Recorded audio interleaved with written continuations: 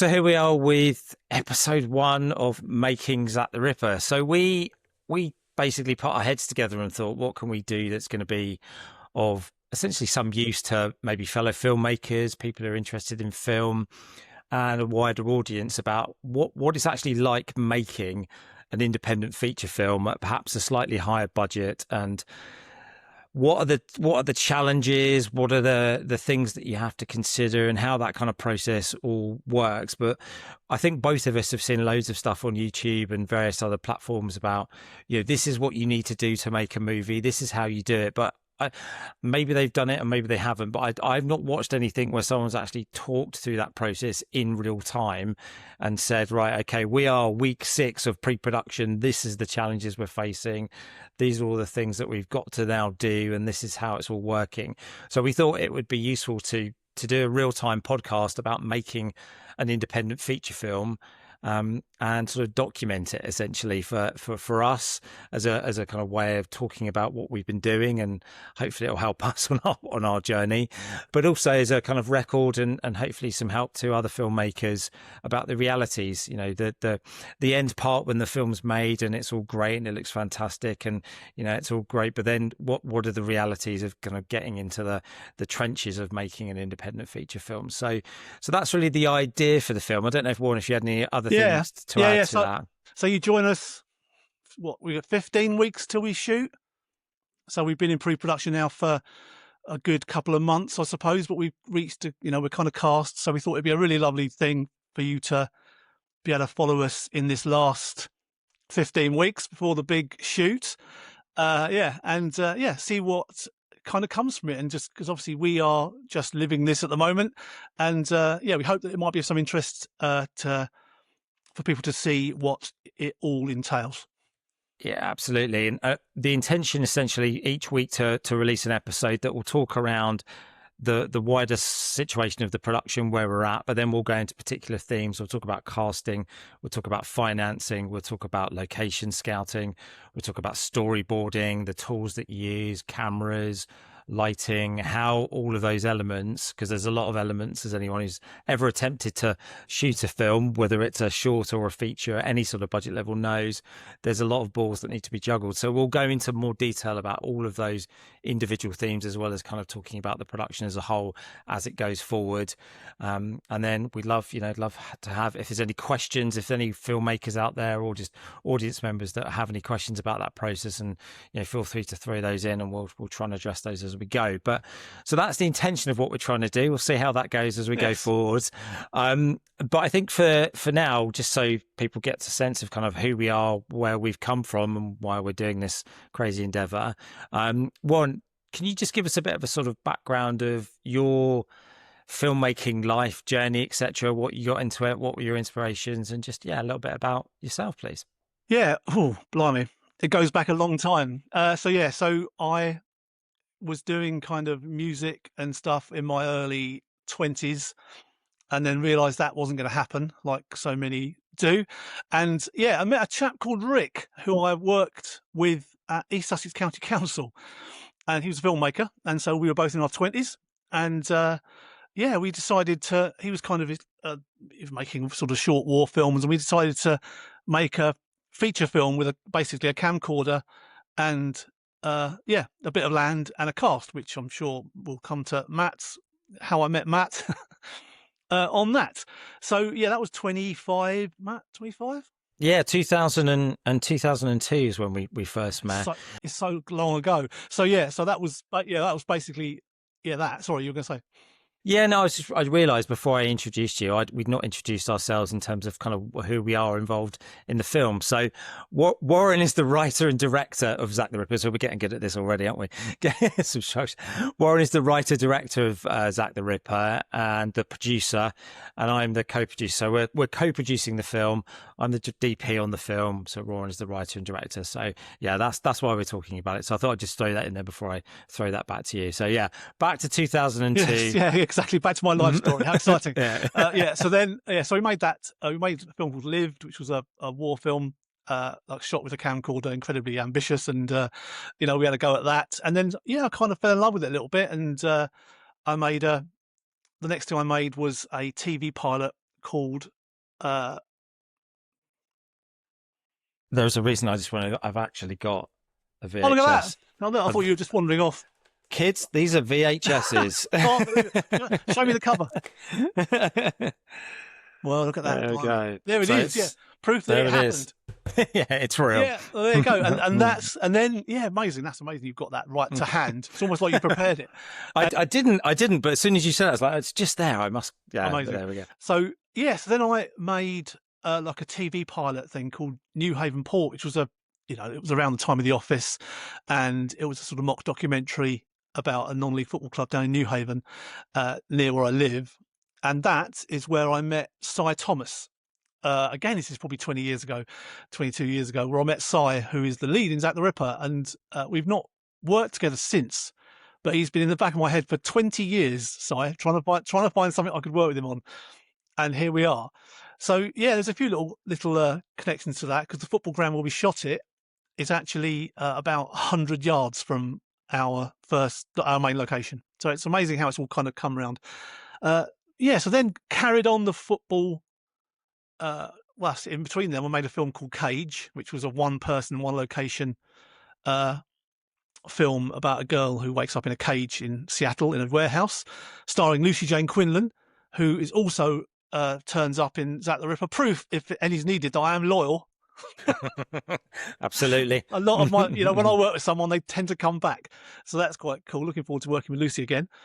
Then the biggest thing I've done was a film called The Bromley Boys, which was a poster there, which was a football memoir that a friend of mine, TJ, who was also in New Haven Port, optioned the rights for, and I wrote the screenplay for. So that was incredibly exciting, and that was starred Alan Davis and Martin McCutcheon. Was made in 2018, I think, and so that was amazing. That was a big budget thing. I didn't direct that. I just was the screenwriter on that one, and then a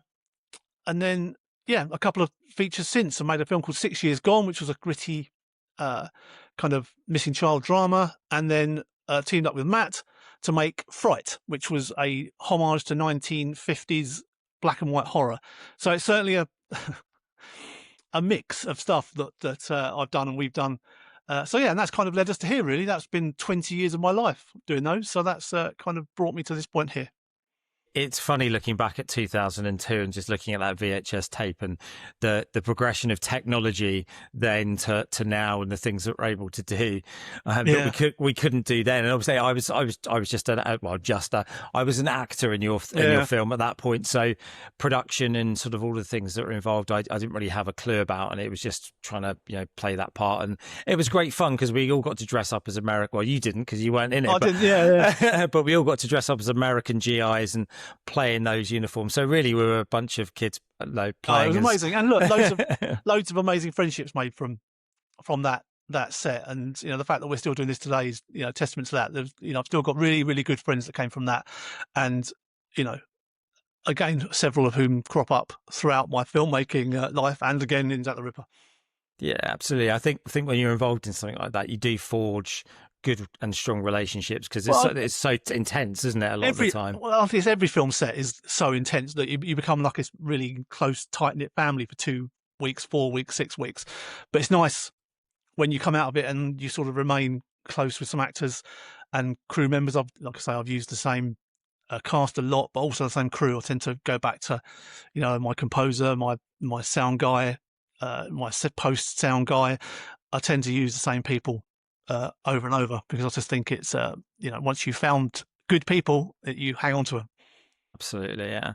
It's interesting because at 2002 I kind of parted. I moved to London, pursued acting and various sales and media roles, and didn't really get into production side at all until I moved back to Brighton. And then about 5 years after that, I then got into video production, set up Disruptive Media, which is my kind of on my video production company, and kind of went from there. And then I think we got our paths zigzagged back into each other. I think again in 2018 when we were doing the New Haven port, or was it that project? Or no, Seaside Town, which was a web series we did for the local area about again, like I always come back to football. So that was we worked on that, didn't we? So that was another fun little project. Yeah, that's right. Yeah, I was just sort of doing some camera assistant help on that one. So that's kind of where we got reunited after all of those years apart. And then we worked on Fright, which was, yeah, very, very, such a great experience working in such an amazing location, doing a great script, something completely different from stuff that you'd done before, that I'd done before. And, Yeah, yeah, no, I'm massively proud of Fright. It was a big swing, and I think we did a good job. I think we nailed it really. Given like I say, given our tiny budget for that one, and but a brilliant cast and a brilliant small crew.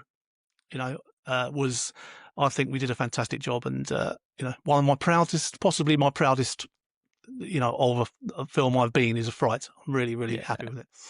Well, we had that lovely experience, didn't we? Because we got into FrightFest on the back of not a completed film, just a few bits that we sent to, or you sent Yeah, to the organisers. completely mad. We were basically in post production trying our best to. I think the deadline for submitting to FrightFest was the 30th of May, I think, and I was kind of pushing the editor, and we were pushing and pushing and pushing, and we didn't get there. And so on the 30th of May, we had half an hour ungraded with no music. So I just shoved a black and white LUT on it and sent it off to FrightFest with the whatever 60, 70 quid application money, and just said, look, this is all we've got. And got an email back literally that afternoon. Meaning we premiered in the Odeon Leicester Square, which was just a ridiculous weekend, and again an amazing privilege to have done that. And on the back of that half an hour, amazing. Which was great, and it led to such a lovely experience for everyone involved, didn't it? To be able to go up to London, watch the film, see it on the big screen, and then it was just a great experience to do that and then be involved in Fright Fest.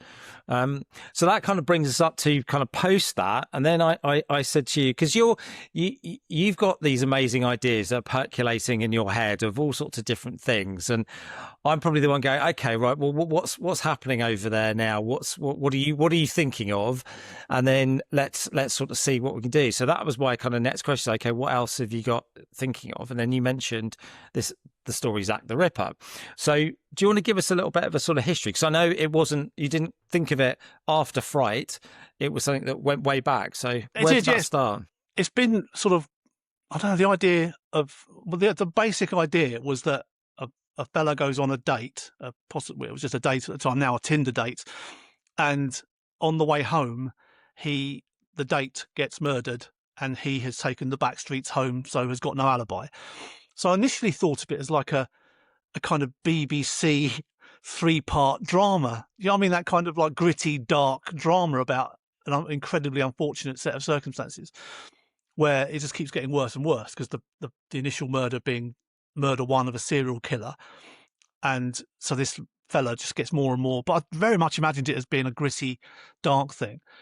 And then it kind of, the years passed, and I thought, actually, could it be like a black comedy? Could it just be a comedy? And then I kind of got into my head, maybe this could be funny. And then started mucking about with a script. And again, this was a few years ago. And I thought this could definitely work. There's definitely an argument here for this working. And then, look, I'm fishing to blow smoke up his arse again. I thought of Cy Thomas after all those years. I thought, and as I was writing it, this is what's such a lovely thing about this process. As I was writing it, I was imagining Cy in that position. And here we are.